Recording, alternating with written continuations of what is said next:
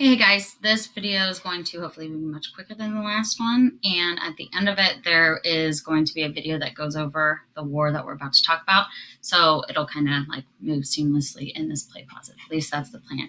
So before we go on, if you have not already watched the Jefferson era play pause, the crash course, you need to do that first.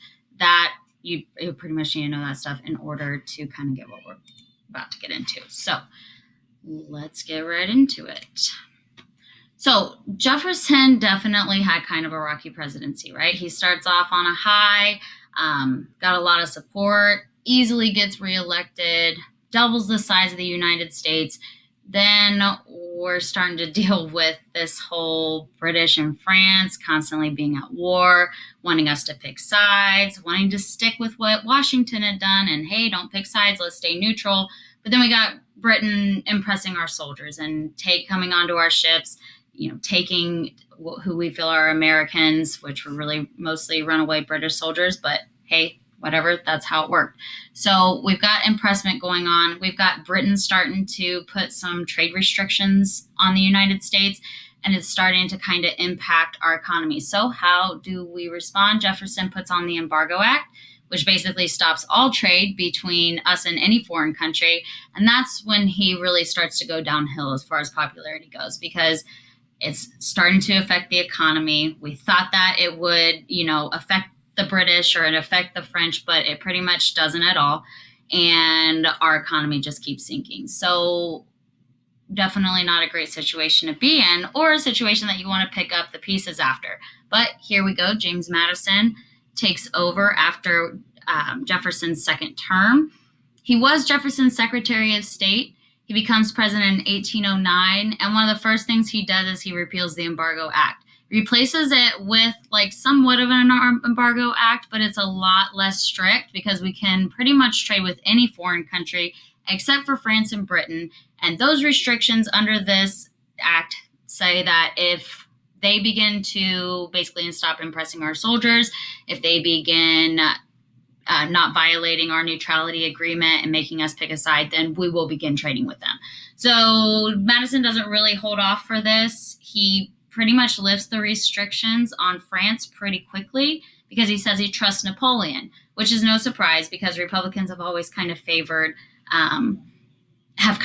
France from the beginning. They weren't big British fans in the first place. That was kind of a Federalist thing. So he lifts the trade or, the act off of France, but continues to keep it with Great Britain, which doesn't make Britain very happy.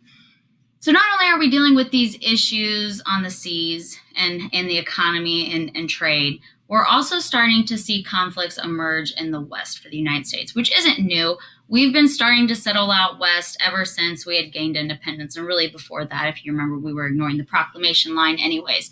So conflicts between Native Americans and American settlers are not really that new, but we have put things into place that's supposed to alleviate some of that conflict. So one of those that we have in place is the Treaty of Greenville.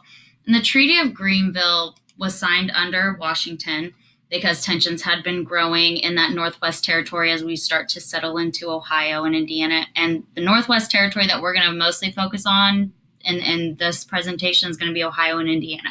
So we are kind of important, even though it's mostly Indiana, we're still in there, right? You've heard Greenville, you've heard Tippecanoe, all of those are also very embedded in Ohio. So tensions over the terms of this treaty, the Treaty of Greenville, which was signed under Washington by pretty much one native chief. And it said that all of this land that you see north of the Greenville Treaty line, that's going to be reserved for natives, and we get basically the rest of this Ohio territory. We give them 20 grand worth of supplies, and we tell them we'll protect them. And they say, okay, you guys have this land, so we don't have to, deal with this continuous conflict, and we'll stay up here. The problem is not all tribes agree with this agreement. So you basically have one chief signing this treaty, speaking for all native tribes, when not all native tribes agree that they want to give their land up. So yes, it's technically our land, but there are still native tribes riddled throughout.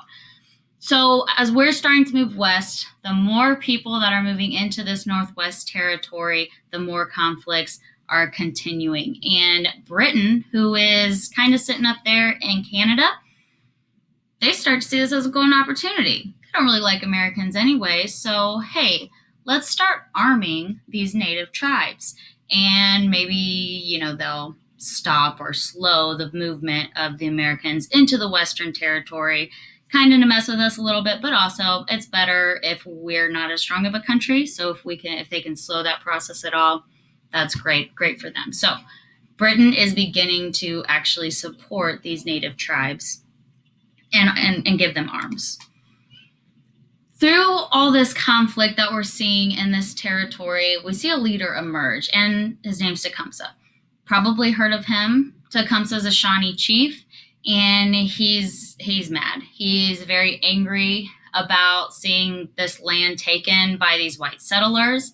And he comes up with this idea that we're going to create this confederacy of Native American tribes within this, northern territories in the United States, as well as in Canada.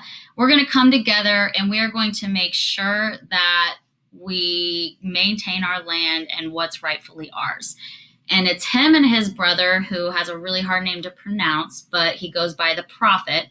They become the face of this whole confederacy and this, taking a stance against the United States and not allowing them to take over land that is theirs. They were there first. So Tecumseh creates this town called Prophettsville, which is right here in Indiana, and it's by the Wabash and Tippecanoe River. So he's creating this town.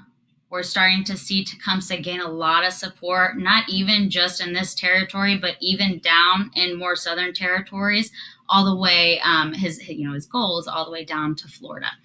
So Tecumseh gets some pretty good support here in this Indiana territory, enough to where he starts his own town.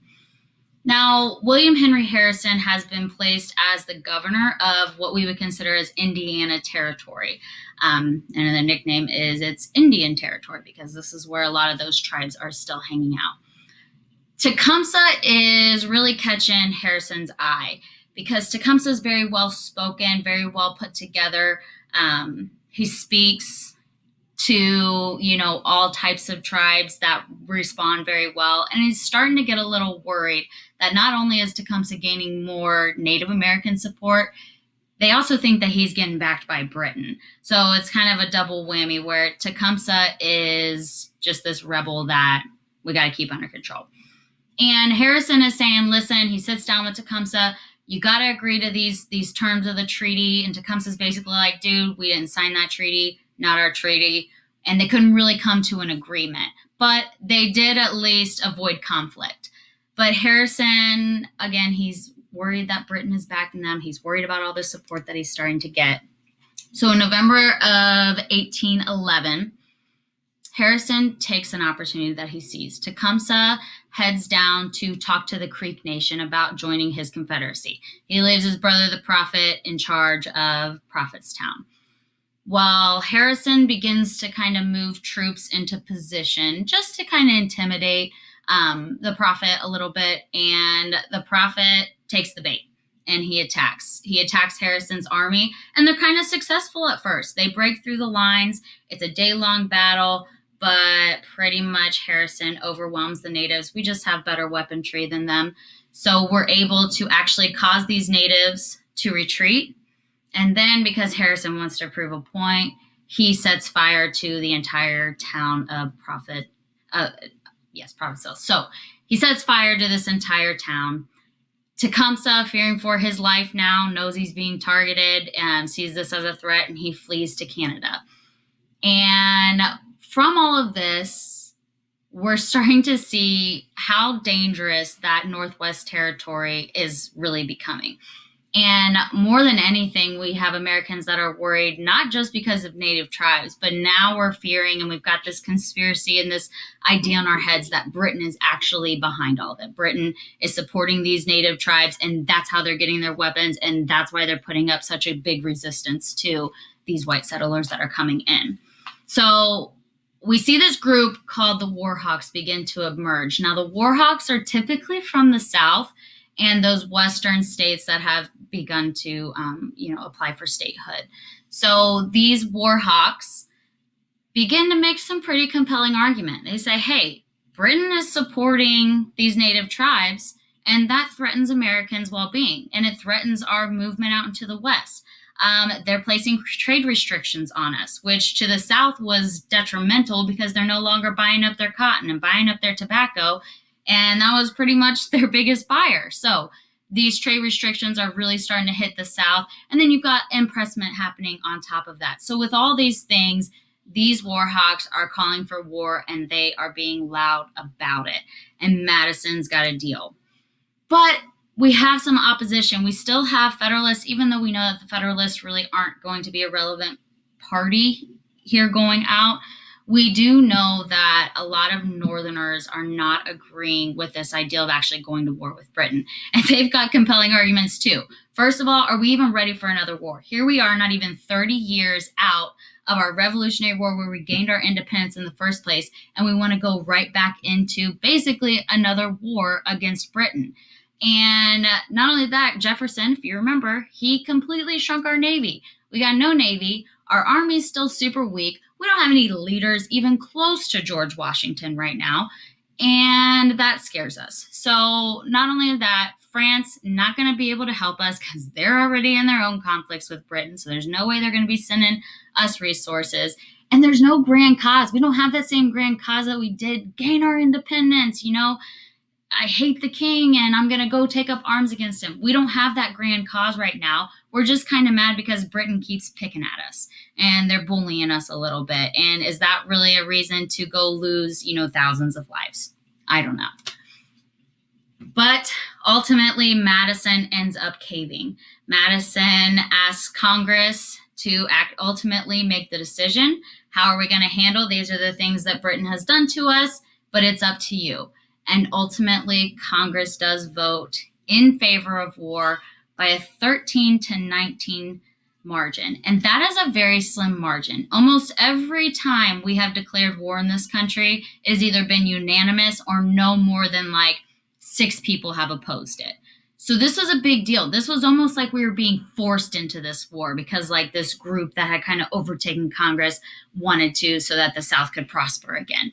And I know that when we get into the Civil War is ultimately about slavery. I don't like to say that it's really about anything else, but it is rooted in this idea of states' rights, and the southern states don't have the same interests as the northern states. That interest that we know was coming in the Civil War is slavery, but in this is the same way, right? We've got these goods that we're trying to sell, and the North isn't farming a bunch of products that need to be sold, to other countries. So we're starting to see a divide here between the North and South. And I think that divide has always kind of been there because it is such a different way of life in both areas. But this kind of is going to set off those tensions that we see brewing between what we'll call sectionalism, where the Northern ideas are going to be different than the Southern ideas. And this war is definitely evidence of that. We haven't declared war officially in the United States since World War II, but we authorize military use, which we obviously know that we've pretty much been in constant wars for the past your whole lifetime. So either way, this is kind of a war that we feel pretty pushed into overall. And the next video is going to kind of explain what happens during that war, our second war, to continue that tradition that Americans love a good war.